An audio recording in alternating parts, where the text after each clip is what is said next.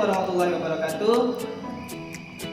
Kami dari kelompok 5 akan melakukan eksperimen efek Zeeman yang mana anggotanya saya sendiri Abdul Hadi dengan NIM 2103435 dan rekan saya Nura Ahmadani dengan NIM 2103421. Saya Stevi Monika dengan NIM 2103429 dan saya Tiara Pitasari dengan NIM 2103432. Baiklah, mari ikuti kami melakukan percobaan eksperimen efek Zeeman.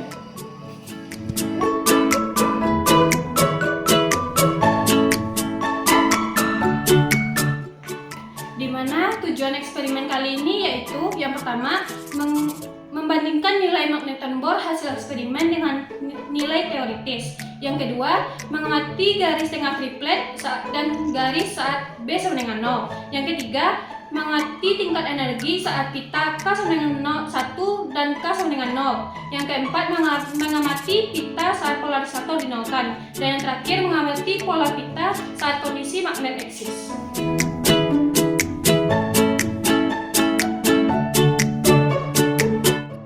Adapun alat-alat dari eksperimen ini yang pertama yaitu tunable DC yang berguna untuk menyediakan arus listrik yang stabil dan dapat diatur untuk menggerakkan elektromagnet yang menghasilkan medan magnet. Selanjutnya elektromagnet berfungsi untuk menghasilkan medan magnet eksternal yang diperlukan untuk memecah atau membelah garis spektrum atom. Selanjutnya ada optic tracks berfungsi untuk memastikan bahwa alat-alat optik yang digunakan seperti sumber cahaya, lensa, interferometer, dan kamera berada dalam satu jalur yang lurus. Selanjutnya ada polarizer berfungsi untuk memfilter dan mengatur arah polarisasi cahaya yang masuk ke detektor. Selanjutnya ada interferometer berfungsi untuk memilih atau memisahkan panjang gelombang cahaya tertentu dari spektrum yang dihasilkan sehingga hanya frekuensi yang relevan yang bisa diamati dengan jelas. Selanjutnya ada CMOS USB kamera dan lensa berfungsi untuk menangkap dan merekam gambar atau spektrum cahaya yang dihasilkan selama percobaan. Selanjutnya ada CASCO (Capstone Single User) berfungsi untuk menampilkan hasil percobaan eksperimen efek Zeeman. Dasar yang mendasari eksperimen efek Zeeman yaitu dalam medan magnet, garis spektral atom terpecah menjadi beberapa garis yang berjarak dekat. Ini disebut dengan efek Zeeman anomali. Efek Zeeman anomali ini sangat berperan penting dalam perkembangan mekanika kuantum, khususnya kimia kuantum. Dari garis spektral 546,1 nanometer, lampu merkuri yang diredam dalam medan magnet seragam. Medan magnet ini bervariasi dari 0 sampai dengan 1 Tesla, yang awalnya cahaya dilihat sepanjang sumbu tegak lurus terhadap sumbu medan magnet.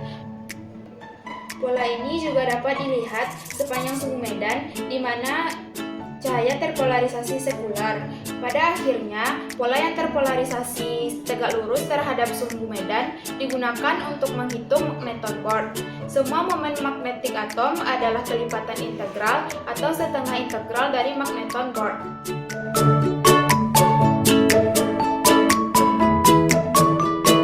Kesempatan kali ini kita akan melakukan percobaan atau langkah-langkah percobaan dari eksperimen efek Zeeman ini. Sebelum melakukan langkah-langkah percobaannya, kita harus memastikan terlebih dahulu bahwasanya komponen dan juga alatnya sudah lengkap. Nah, jika sudah lengkap dan di sini sudah lengkap, maka harus dipastikan juga sudah terpasang dengan semestinya. Dan kami sudah memasang dengan keadaan yang seharusnya. Maka langkah yang pertama yang harus dilakukan, kita harus melakukan menghidupkan power supply satu daya untuk mengalirkan arus kepada elektromagnetiknya. Nah, setelah ini hidup, maka untuk melakukan eksperimen efek Zeeman ini kita harus berada di dalam ruangan yang gelap. Maka dari itu kita harus mematikan lampu terlebih dahulu. Baik, karena posisi sudah gelap, di sini kita harus menyelesaikan kamera agar sesuai secara horizontal dan juga vertikalnya, agar polanya sesuai terlihat yang ada di monitor.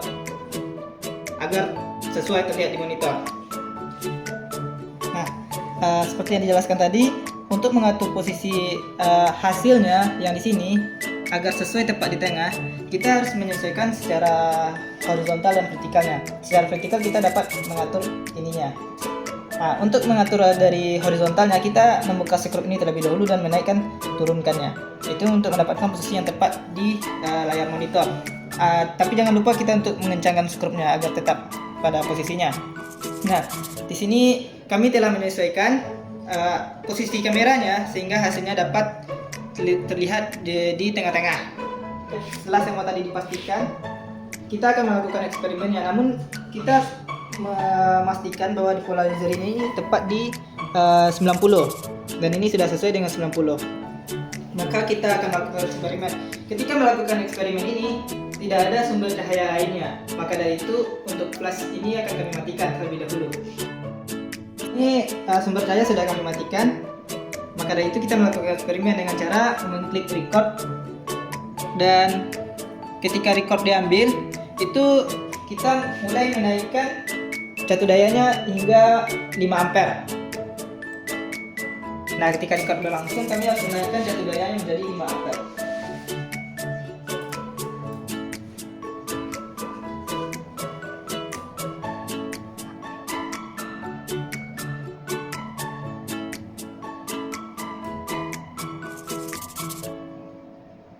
Baik, setelah 5 ampere kami akan stop record dan mengembalikan power supply-nya ke 0 ampere.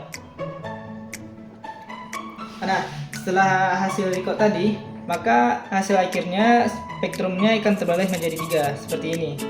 Yang mana awalnya itu menjadi 1, ketika tegangannya dinaikkan menjadi 5 ampere, maka spektrumnya telah menjadi 3 seperti gambar ini.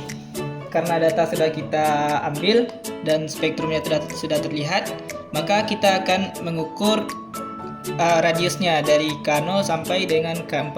Kita coba dari K0 terlebih dahulu. Radius stop. Sesuaikan polanya dengan K0-nya.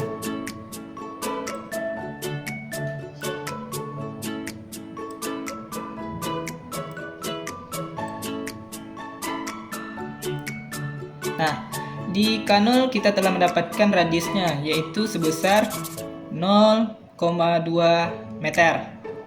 Nah, selanjutnya kita akan mencari dari radius K2, K1, K2, K3, dan K4. Untuk mengambil datanya, itu seperti dengan yang kita lakukan pada pengambilan data K1 ini. Nah, setelah kita mendapatkan data untuk tabel 1, maka kita mencari data untuk tabel kedua. Yang mana untuk data tabel kedua ini kita harus mengambil dari K1-nya. Yang mana nilai dari radius bagian dalam dan juga bagian luarnya berapa. Kita di sini mencari perbandingannya. Kita terlebih dahulu mencari radius bagian dalam K1-nya.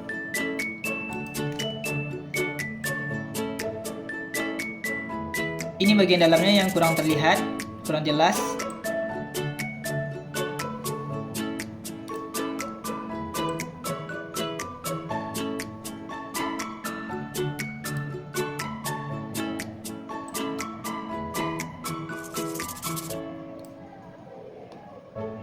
Nah, untuk K1-nya kita dapatkan radiusnya bagian R dalamnya atau R min-nya itu 0,41 meter. Itu untuk dari bagian dalamnya. Selanjutnya bagian luarnya, bagian R plusnya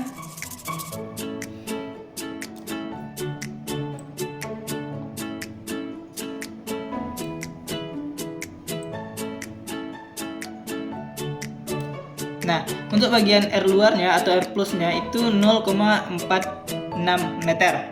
Nah, untuk di sini kita membandingkan untuk mencari selisih dari berapa nilai R-nya, yaitu perbandingan dari R plus dan R min. Ini untuk data yang pertama. Dan ini akan diulangi terus sampai 3 kali untuk mendapatkan data semua tabel kedua. Dan pengukurannya hanya di K1, tapi kita melakukan berulang kali apabila kemungkinan ada mendapatkan nilai yang berbeda.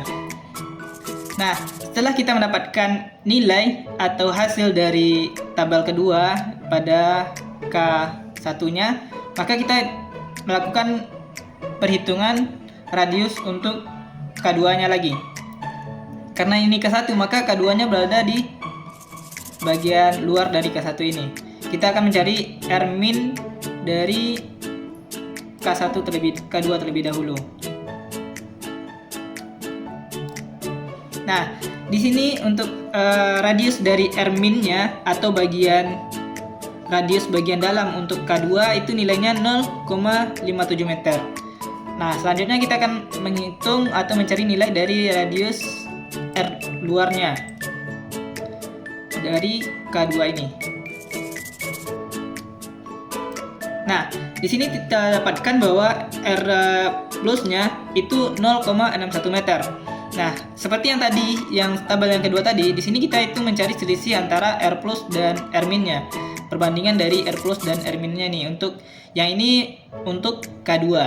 Dan ini akan kita ulangi seperti yang tabel yang pertama tadi, yang kedua tadi, kita ulangi terus sampai 3 kali mendapatkan data 3 buah data dengan cara berulang. Karena untuk pengambilan data itu kemungkinan ada perbedaan ataupun semuanya sama. Kita akan mengukur besar medan magnet dari elektromagnetik ini yang kita gunakan untuk eksperimen ini. Jadi kita itu gunakan adanya nama Tesla meter untuk mengukur medan magnet. Kita arahkan besi ini ke tengah-tengah medan magnet. Kemudian kita lihat berapa medan magnet yang tertera pada Tesla meter.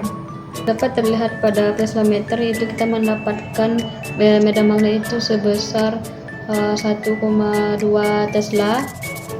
Untuk percobaan berikutnya itu untuk melihat pola spektrum ketika polarizernya diputar ke 0 derajat.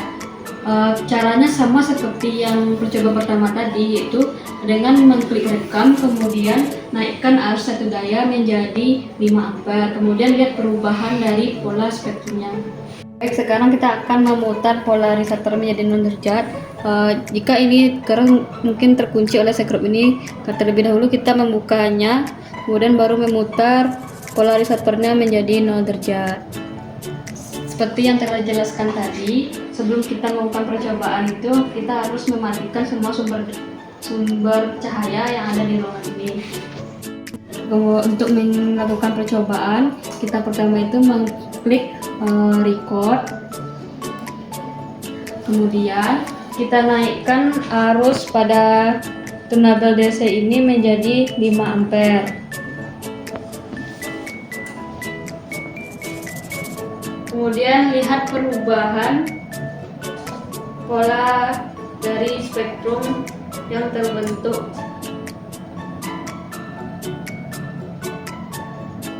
Setelah 5 ampere, kita klik stop dan turunkan kembali catu daya menjadi 0 ampere. Setelah itu, kita lihat perubahan dari pola spektrum yang terbentuk ketika arusnya 0 hingga 5 ampere.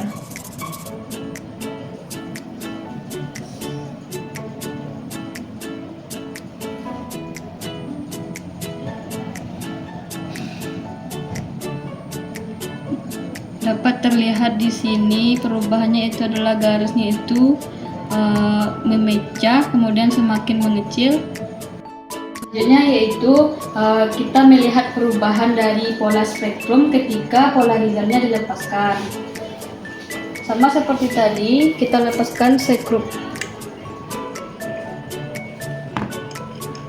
Kemudian sesuaikan kembali pola spektrum itu ada di tengah-tengah dan terlihat jelas. Dapat terlihat perbedaan ketika kita melepaskan polarizer, yaitu spektrum itu terlihat lebih jelas daripada yang sebelumnya. Untuk melakukan percobaan itu sama seperti tadi, kita matikan semua sumber cahaya, kemudian kita klik rekam, kemudian kita naikkan catu daya menjadi 5 ampere. Kemudian kita record, kemudian kita naikkan catu daya menjadi 5 ampere. Nampak perubahan pada pola spektrumnya. Setelah 5 ampere, kita klik stop dan kita turunkan kembali catu daya menjadi 0 ampere. Baik, dapat terlihat di sini perubahan dari pola spektrum yang didapatkan ketika kita menaikkan arusnya menjadi 5 ampere. Di sini dapat terlihat bahwa satu garis itu bisa terpecah menjadi 3 garis. Itu bagian luar, bagian dalam, dan bagian tengah. Untuk percobaan selanjutnya yaitu kita akan melihat perubahan pola spektrum ketika kita melepaskan stiker inti yang ada di dalam elektromagnetik ini. Pertama-tama kita akan memasang kembali polarizer yang kita lepaskan tadi. Setelah polarizernya terpasang, kita akan men-setel kembali polarizernya ke 90 derajat. Di sini sudah 90 derajat ya. Setelah itu kita lepaskan stiker inti yang ada di dalam elektromagnetik ini. Setelah dilepaskan, kita akan memutar elektromagnetik ini sehingga cahaya ini sejajar dengan rakitan interferometer ini. Setelah kita memutar medan elektromagnetik ini seperti ini, kemudian sama seperti tadi untuk melakukan percobaannya yaitu kita klik rekam, kemudian kita naikkan tegangan daya menjadi 5 ampere. Setelah itu kita klik stop, kemudian kembalikan lagi tegangan daya menjadi 5 ampere. Itulah eksperimen efek Zeeman kita pada kali ini. Dapat kita simpulkan bahwa eksperimen ini dapat membuktikan percobaan dari eksperimen efek Zeeman yang mana itu ketika elektromagnetik itu diberikan dapat kita lihat pada pola tadi yang kita dapatkan tadi itu adalah garisnya itu terpecah menjadi 3 pola. Baiklah, itulah percobaan eksperimen efek Zeeman yang telah kami praktekkan, kami coba. Terima kasih telah menyaksikan video kami. Assalamualaikum warahmatullahi wabarakatuh.